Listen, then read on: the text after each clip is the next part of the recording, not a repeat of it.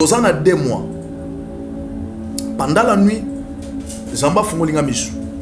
Namoni ba calendrier. Mais namoni mois ya novembre na décembre, molili makasi. Zamba yebisingai abi omoni 2 mois wana. 2 mois wana ezana mupepe moko. Kolela na kati ya Congo. Ezana baoba moko okweya. Mais na yebite baba wana azana gouvernement ou bien azana ba musicien. Zamba yeko la kisanga bana bazana kati ya ba prison. Namoni bana bazolela na kati ya ba prison. Bana mikie ebele me bazana ba parenté bazolela. Na tuni volonté na Nzambe. Zamba yebisinga bi yebisa bato bazana Europe na zine Amérique.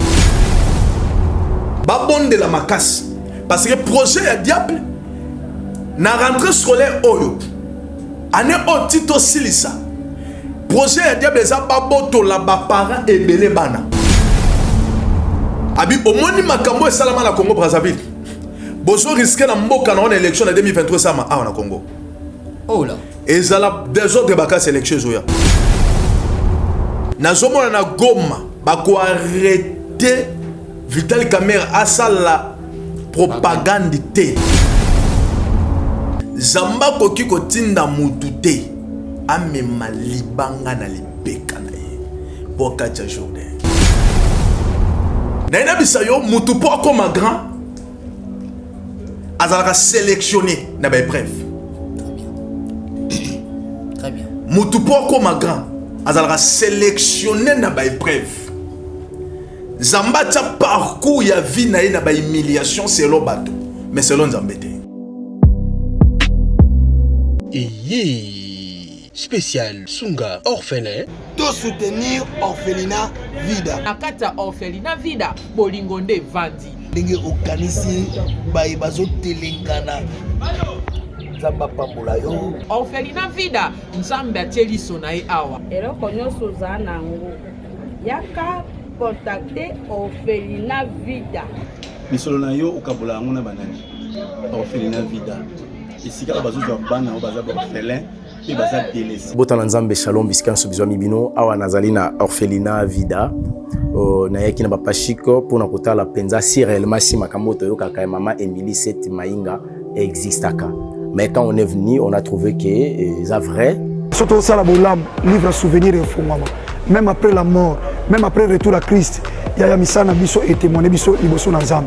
Bien aimé, total ONG vida a organisé activité $1 pour nos orphelins. Orphelinat vida eza train ezolokota ba orphelin botie essence pour ekoma la destination. Nzambe na lola mona bina pambola bina vraiment azongisa ya ebele vraiment na oyo nyonso bosalaki lelo toyesu na lisolo mosusu kosenga na bino ke tozweli bana esika ya monene tozweli bana esika ya kitoko tozofutela yango chaque mois bana na biso fo balia bana na biso fo bakende classe bana na biso fo balata bana na biso fo baza propre nasepelaka na donner oyo bango bayoka mbongo na Nzambe et puis basalaka Nzambe asengi parce que c'est eloko Nzambe asengi na yebisaki Nzambe tu m'as donné cette vision mais je ne vais pas travailler toute seule. Bah, boza loka ba provision était tout autour de moi. Nayango, soki olingi osunga benga biso. Na plus 1 64 75 33 43 10. Topé bengi biso na plus 243 97 666 66 04. Shalom, c'est prophète Moïse Makoma, ministère Ozana. Mingi baloba qui était Seigneur Jésus qui sa sala kalisusuté, nenge abanda ki ko sala kala. Yango ngai pe na ibisa ki ba oyo, ba tambola partout, ba luka ba délivrance, ba matana ba avion ba kenda partout, ba délivrance simbate, boya et pas na Seigneur Jésus qui sende bokobika, ba tuana pe ba yaki pe ba leki ba délivrance, ba biki, bino moko bo tala ba témoignage.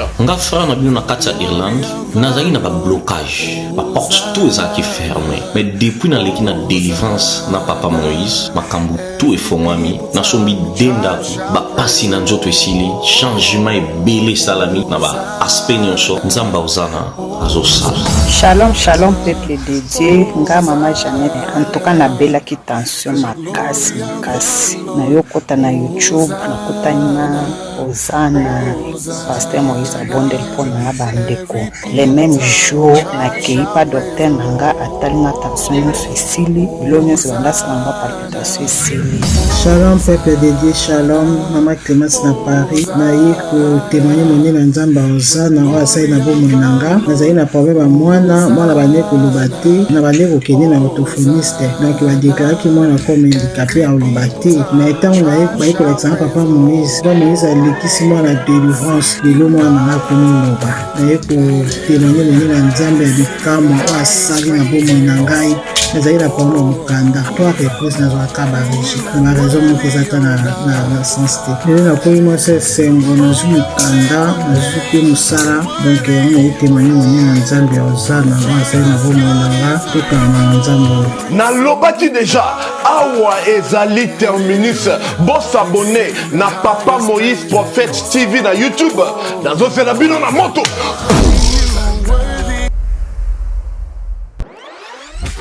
Bozali ebele bokota l'émission de partout na pesi bino mbote. Mbote bala nyonso ya Chebiso TV. Oui, malamu na émission na bino réponse à nos questions. Yande ko na bino. Napesi moyini nanga mbote, moyini bonjour, moyini nanga bonsoir.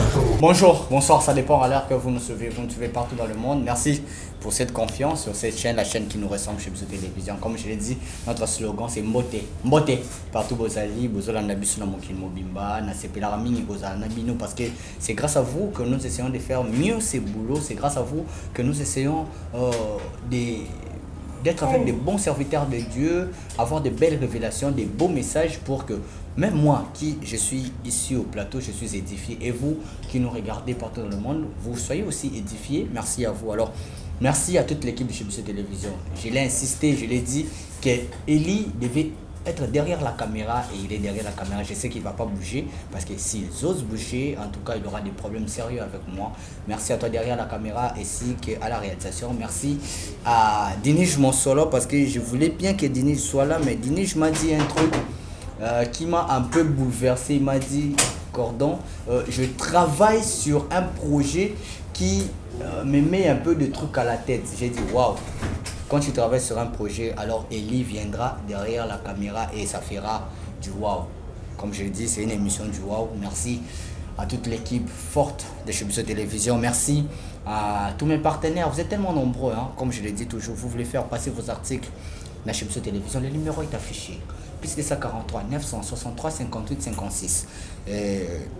On fera de vous nos héros grâce à de belles publicités autour de la chaîne Chebiso Télévision. Merci à tous mes partenaires.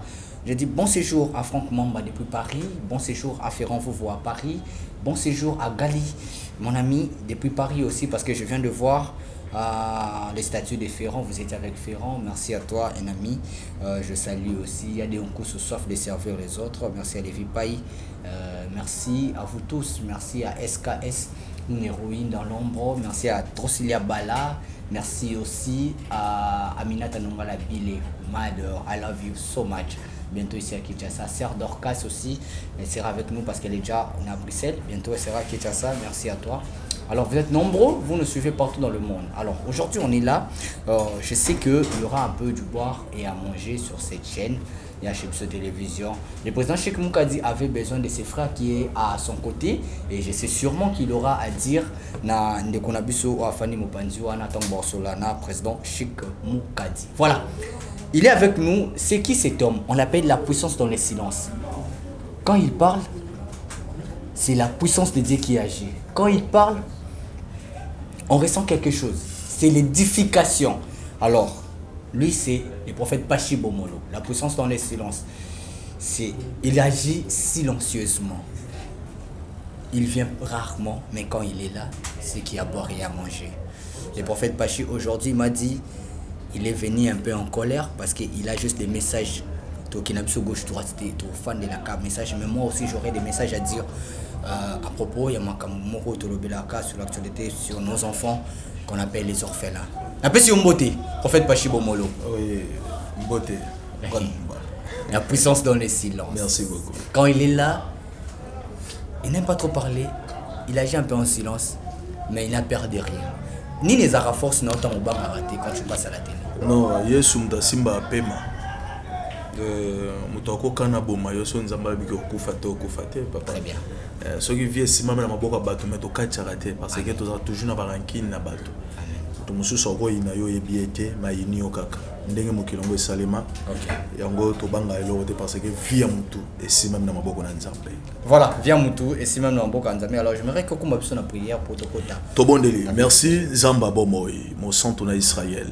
Kimia na yo eleki nyonso koleka ya bato tikete moment oyo bato ba bénéficier oyo uti epai na yo na kombo na Yesu. Amen. Amen. Voilà. Aïe aïe aïe aïe. On est ici avec le prophète Pachi Bomolo, mais je m'aimerais marteler un truc avant de commencer l'émission à propos des maisons, parce que là na est image autour de la Kisaki précédemment dans l'émission on a vu la construction déjà tout comme fin prêt Tskalbabe Tabatol. Oui, voilà côté à est. Yango vraiment toyeli pena mingi pe yango parce que ezoloko soko sili pour toujours préparer déjà voyage. Moi j'ai voulu marteler parce que tous aussi elanga yango esili mbula yango ezokota. Alors bana wana ndi ba ofanda kuna wana na kota est. Nazana kota est mbula tango zosonga. Brad bana kuna bandako eza nango cher te neti biso tozala Kinshasa. Mingi bango tozotonga me baza na place ya ofanda. Mingi eza awa nde baza na place te. Oya awa nde place na nde place ezali te yango tozobeta tango biso awa na mvula elingi banda. Tozolinga mingi to préparer bango rentrée scolaire yango yo toza na bana il faut 5 personnes bakota classe non ba bandité. Yango tozoya pe koloba na bato baza na mitema malamu bana bazongi classe mais soko kanisi déjà deuxième semaine yango. Oui, belé ko tunel lelo nde bazongi pendant des classes. Oui, classe à solo bana belé lelo bazongi ba koti mais biso bana bazongi jeune fille nga lelo bazongi classe na monier na sepeli mona oti classe. Malgré outil dans mboga monsieur bapaya mais par la grâce de Dieu azongi classe ayotanga oui ayena mabele ba kokona. Ça te fait bien hein moi olongoli na loba. Non. Voilà, elle est ici, je salue notre grande dame, notre grande fille. Je sais que elle c'est l'avenir en elle. C'est ça. On voit. Ça te fait plaisir quand tu vois tes enfants? Non. Ça te fait plaisir quand tu vois tes premiers nés? Le problème c'est quoi? Tozobeta mi masoro na été mais nene expliquer batu. Mais de voir tes premiers nés. Oui, on a allé premier Fox, il y a vie. OK. Malgré ça, il y a un passe, il y a un moment à l'école, tout autant mais le lot, na simbi le lopé avant de payer na ndako. Ça fait fier au loba, pe ke Sentaka. Oui. Non, on a ça la moitié. On les a pas vu à Kala les passer. Ah bon, nous ça Sentaka. Et ça même monsieur peut pas ça là on peut pas aller. Ming na jeunesse 100% na Congo tous à 80. Ah oui hein. Voilà, merci beaucoup le prophète Pachi Bomolo. Alors moi je voulais marteler en tout cas bana baza awa bozo mona ba image comment même leur façon de manger tous un bébé à moutier moi nana chaque jour na 3 jours aussi ça a miliki. C'est les autres dans la poche il y a prophète Yemoko et sans oublier banana monsieur Miké Kolia rentrée scolaire et on a essayé de faire le petit pas. Alors il faut aussi la continuité. Et donc il ma casse mingi za place ya olala. Mbetu nini ba olala là. Place nini ba ocha mutu. Mbula yango ezo banda. Alors moi je vous dis mon numéro est affiché. Le numéro du prophète Pachi est affiché. Vous voulez de prière? D'accord, le numéro du prophète Pachi est affiché. Bon les Canadiens là il y a prière aux en a problème. Mais mutu nyo sorti o alanda biso ka za na problème. Mais ça bato musu balingaka ko aider musala ya nzambe. Baza ebele baya kaka babenga bango ba Tabita Dorcas azane kuna posa nini ayekaka pona kosuma. Le numéro est affiché, appelez-nous. Si vous avez pour le numéro, si vous avez ciao direct na prophète Pachi, tout ça l'appel conférence, vous voulez envoyer quelque chose pour ces enfants là. Moi j'ai pas na bateau bazana posa ya prière té, bateau bazana posa ya kosuma. Et ça aide pour mbela to beti. Sunga, appelez-moi, mon numéro est là, appelez le prophète Pachi là. Si vous avez prophète est en soir à prière, moi je suis là. Je vous mettez directement, facilement en contact. On a démarré même voiture, on a coûté un ceux qui n'ont pas que un téléphone pour tout mais la solution le plus vite possible. Bon appétit.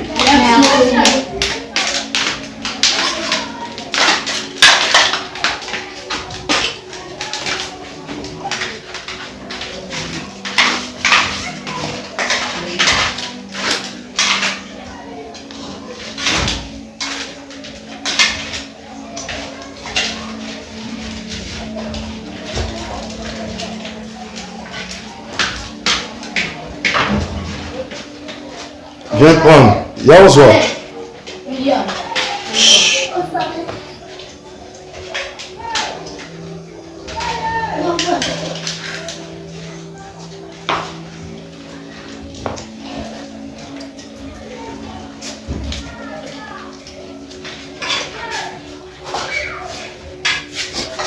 Famille là, ouais.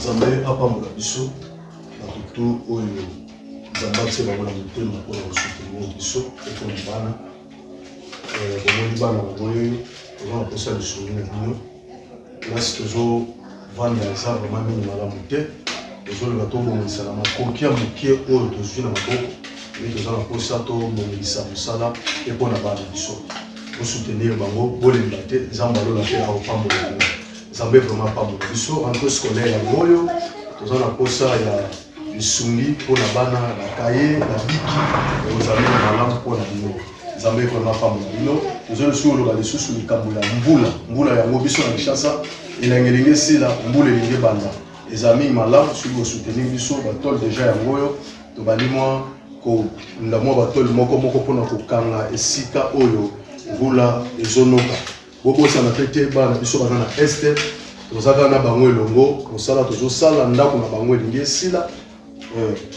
moke na yo oyo oza nango okoki kosoutenir mpe mpona bana oyo baza na este tikaki Nzambe apambola mama moko azokanisa rentrée scolaire mpona bana oyo que Dieu vous bénisse. Ça possible passer rentrée scolaire yango déjà et bandi. Voilà. Prophète, on est mbela to beti pona bana na biso ya ba orphelin. Nini okolo atindona mokolo. Tozana Josué chapitre 4. OK. Tobandi la première verset Josué chapitre 4 premier verset. Toningi tolo beleloko est très important. Na tangi na kombo na Jésus. Amen. Lorsque toute la nation est achevée de passer les Jourdains, l'Éternel dit à Josué, prenez 12 hommes parmi les peuples, un homme de chaque tribu. Okay. Donnez-les les ordres, enlevez d'ici du milieu du Jourdain, de la place où les sacrificateurs se sont arrêtés de pieds fermés, 12 pierres que vous apportez avec vous. Très bien. Et que vous déposerez dans le lieu où vous passerez cette nuit. Gloire à Dieu. Avant toloba onzamba lobi na ngito kabola muke oyo. Na ina expliquer ngo bato ba comprendre langage prophétique de Dieu.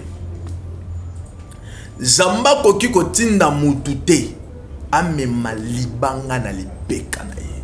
Boka cha Jourdain. Na koyebisa yo bra devant awa. Joa libanga munene kende na mai oyo ezali fleuve Congo. Banda kokota okatisa okufa. Ozinda. Mais Zamba zoyebisa ngo Josué les prophètes. Que ayebisa bana Israël. Zamba lobini pas Josué. Pona 12 tribus. Na yebisa yo mutu po comme grand. Azalaka sélectionné na ba épreuve. Très bien. Mutu po comme grand. Azalaka sélectionné na ba épreuve. Zamba ta parcours ya vie na ye na ba humiliation selon bato. Mais selon Nzambe te. Parce que Nzamba ye ba humiliation te. Humiliation pas ya Nzambe zalaka parcours. Et ça ne belé baso le kana ba humiliation lelo. Tantôt ya mabala. Tantôt il y a bota, mais bazala qui sélectionner nata ya période wana. Il faut qu'à balé kanabo. Avance tête. Libanga wana za humiliation. Soko supporter yango te. Oko ma pe grande. Wow. Oui. Soki tembe tuna ba o baza lelo. Ba koma lelo na place so baza bazo mela miliki ba o sepela. So bandi ko betela yo ba le passer humiliation na bango. Oko ni mango ta muso okolo beza lokuta. Ah oui.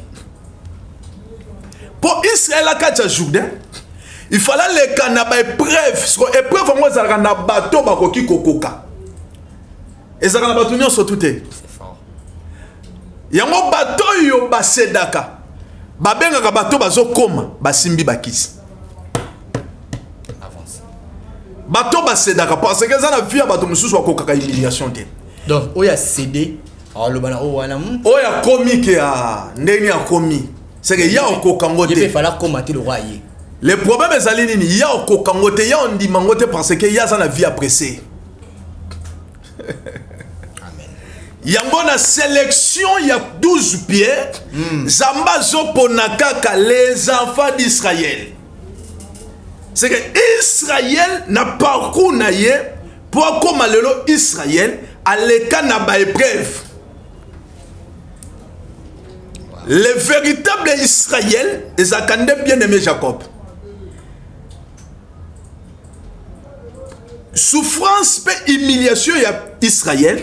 Et ça qui prophétie et pas Abraham le père. Que nane moko nation na yo ba aucune humiliation. Ba comme ba esclave quelque part par contre na bango ezalabou. Mais na ces humiliation ba betaka lisola bénédiction te. Ba bombian. Yango remarqué Joseph tango nzamba zo la kisaye na ndoto nzamba zo betela ye humiliation. Mais li pa moli nzamba bombi.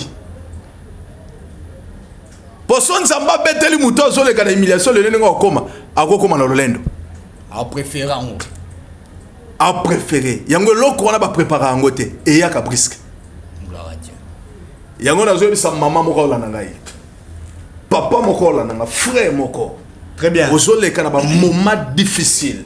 Zamba tsindinga na yebisa yo ozala ki sélectionné. Ya kozala humilié parce que na scénario ezana li solo ya li pamboli ezoya. Li solo ana babete la kango mutute pe balota yango te. Kolota yango ezaka na tantôt d'une manière tantôt d'une autre. Yango remarqué Joseph azolota ndoto mazoye bate. Ndenge ezala bandeko na ye pe bazala ki pe na explication te parce que bato baote kayo bakoza na explication ya fitir na yo te. Gloire à Dieu.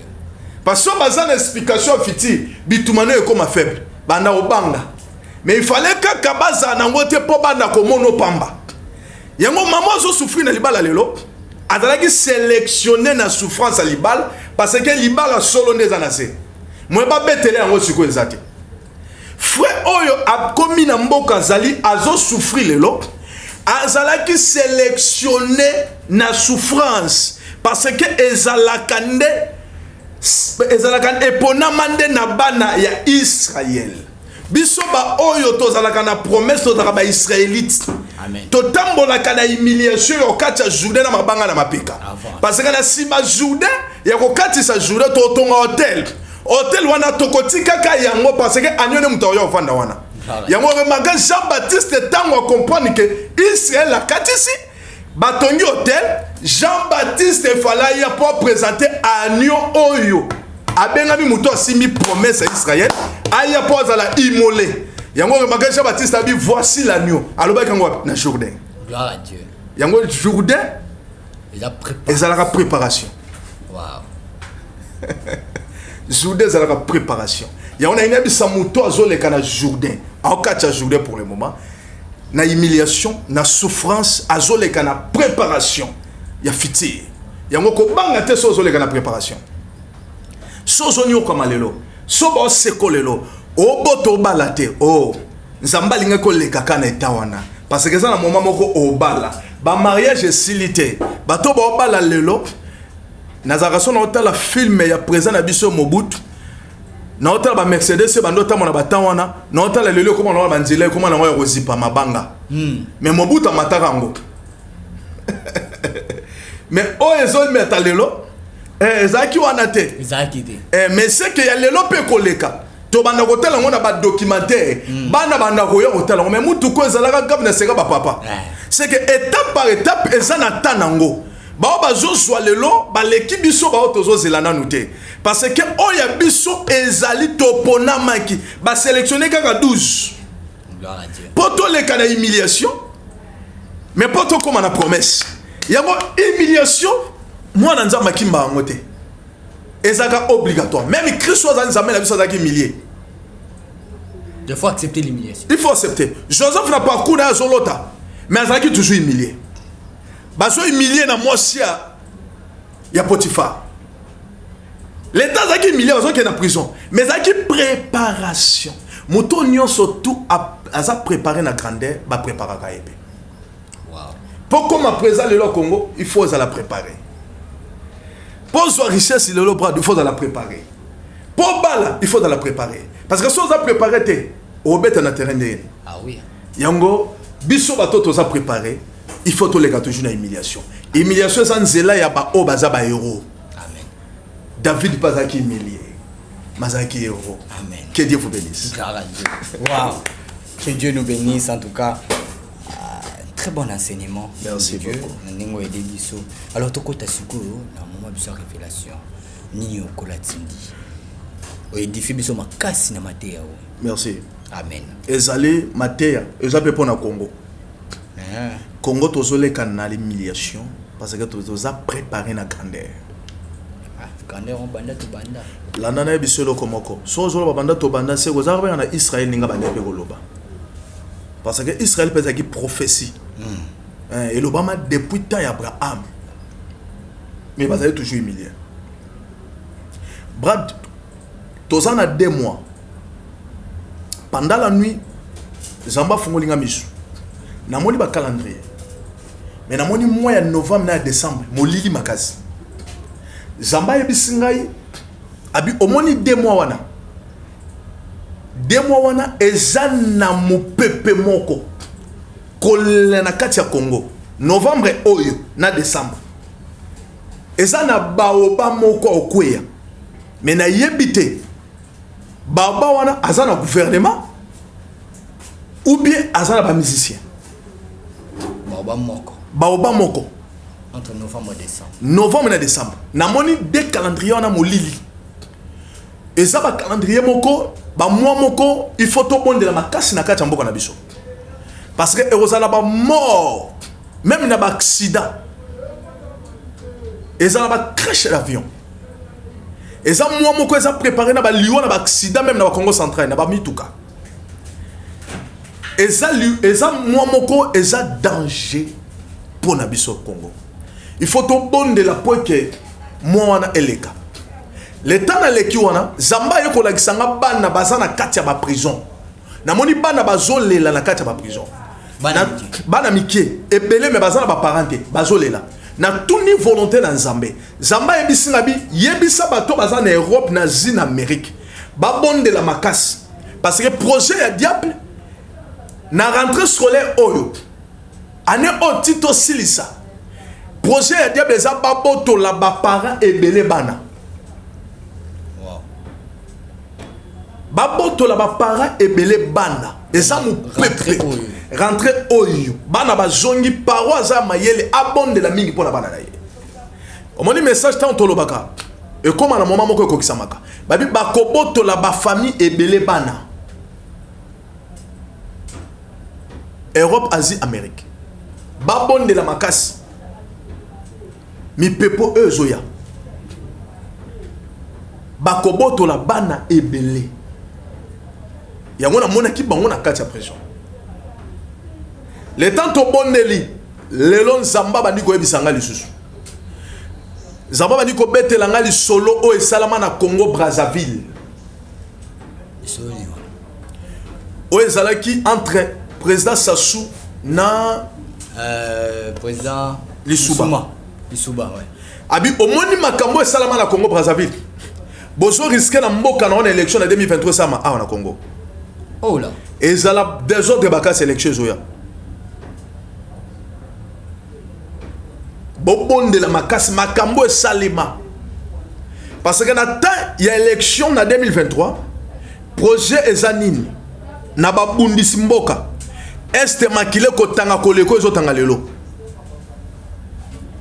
IDP sabonde la pe makasi. Ko wela na ya bango na bango pe se manifester. Ba combattant contre président nani. Oyo ya président IDP so batie lelo na. Kabuya. Jamais Kabuya. Kabuya mtosa la. Oui, intérim. Ba combattant ba ko bundisa ba combat entre ba combattant na Kabuya. Et on s'est manifesté makasi na moment ya préparation de l'élection. Ba luka ba déstabiliser bango par rapport à préparer l'élection malamte. Na zomona na Goma ba ko arrêter Vital Kamerhe à ça la propagande té. Pourquoi? Parce que Goma est en guerre. Makila on est ko se manifester makasi.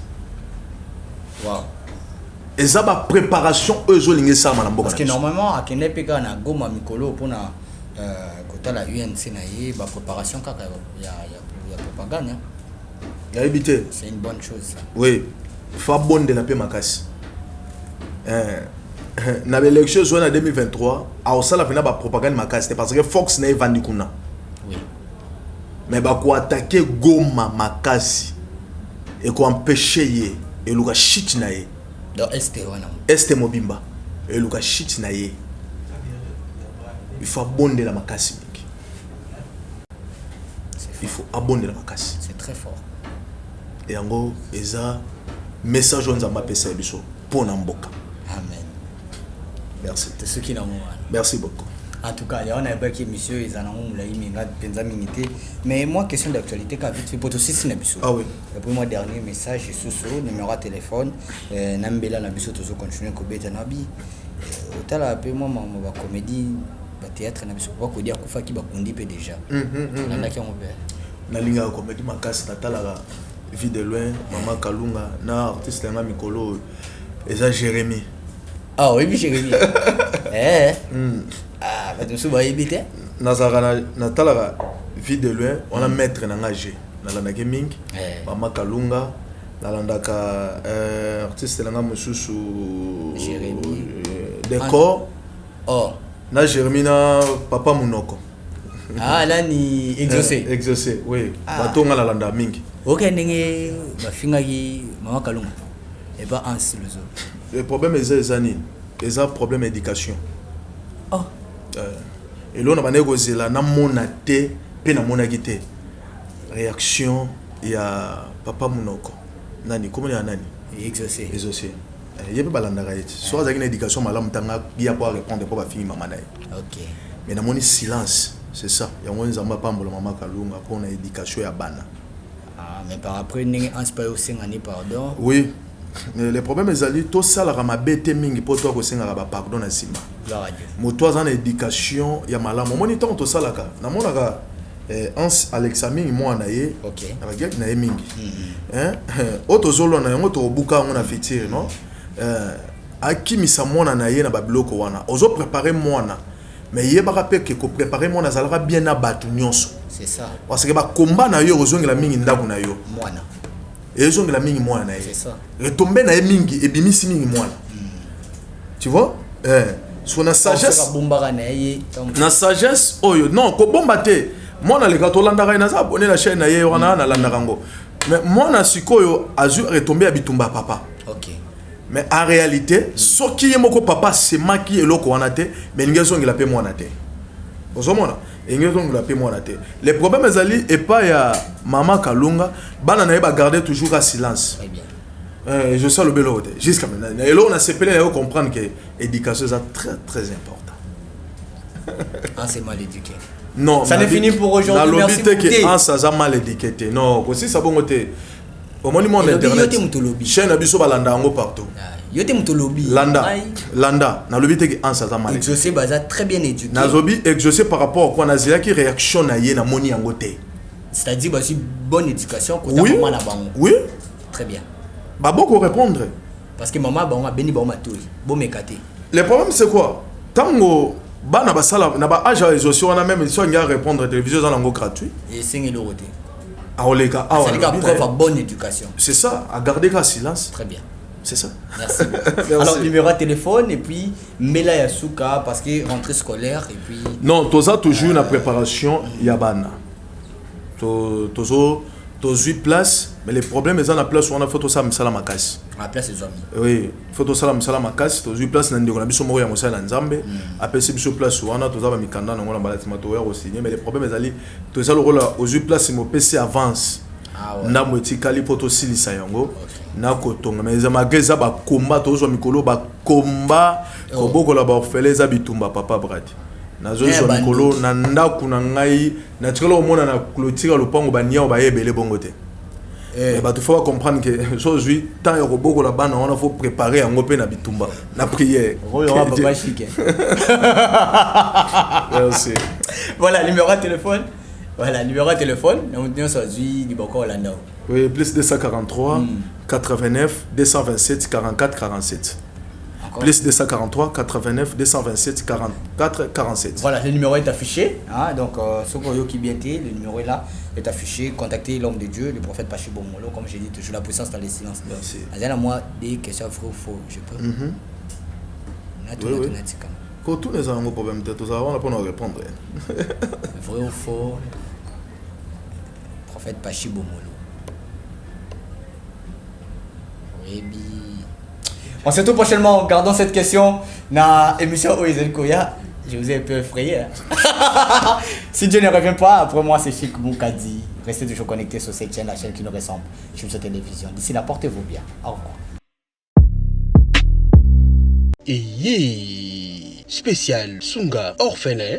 De soutenir orphelinat Vida. Nakata orphelinat Vida. Bolingonde Vandi. Ndenge okanisi baye bazo telengana. Nzamba pambola yo. Orphelinat Vida. Nzambe atieli sonae awa. Eloko nyonso oza nango. Yaka contacter orphelinat Vida. Misolo na yo okabola yango na banani. Orphelinat Vida. Esika bazo zo bana o baza orphelin. Botana Nzambe Shalom bisika nsobizwa mibino awa nazali na orphelinat Vida na yaki na bapashiko pona kotala penza si réellement si makambo toyokaka mama Emily Set Mainga existaka. Mais quand on est venu, on a trouvé que c'est vrai. Surtout ça la bolam livre souvenir et fongama. Même après la mort, même après le retour à Christ, il y a misana biso et témoigné biso liboso na Nzambe. Bien aimé, total ONG Vida a organisé activité $1 pour nos orphelins. Orphelinat Vida eza train ezolokota ba orphelin botie essence pour ekoma la destination. Nzambe na lola mona bina pambola bina vraiment azongisa ya ebele vraiment na oyo nyonso bosalaki lelo toyesu na lisolo mosusu kosenga na bino ke tozweli bana esika ya monene tozweli bana esika ya kitoko tozofutela yango chaque mois bana na biso fo balia bana na biso fo bakende classe bana na biso fo balata bana na biso fo baza propre nasepelaka na donner oyo bango bayoka mbongo na Nzambe et puis basalaka Nzambe asengi parce que c'est eloko Nzambe asengi nga na yebisaki Nzambe tu m'as donné cette vision mais je ne vais pas travailler toute seule. Bah, bosa loka ba provision était tout autour de moi. Nayango, soki olingi osunga benga biso. Na plus 1 64 75 33 43 10. Topé bengi biso na plus 243 97 666 66 04. Shalom, c'est prophète Moïse Makoma, ministère Ozana. Mingi baloba qui était Seigneur Jésus qui sa sala kalisusuté, nenge abanda ki ko sala kala. Yango ngai pe na ibisaki ba oyo, ba tambola partout, ba luka ba délivrance, ba matana ba via ba kenda partout, ba délivrance simbate, boya et pas na Seigneur Jésus qui sende bokobika, ba tuana pe ba yaki pe ba leki ba délivrance, ba biki, bino moko bo tala ba témoignage. Frère na bino na kati ya Irlande nazali na ba blocage ba porte tout ezalaki fermé mais depuis na leki na délivrance na papa Moïse makambo tout efongwami na sombi dendaki ba pasi na nzoto esili changement ebele salami na ba aspect nyonso Nzamba ozana azosala. Shalom shalom peuple de Dieu nga mama Jeannette en tout cas na belaki tension makasi na yokota na YouTube na kota na Ozana Pasteur Moïse abondeli mpona ya bandeko le même jour nakei pa docteur nanga atalinga tension nyonso esili bilo nyonso bandasalanga palpitation esili.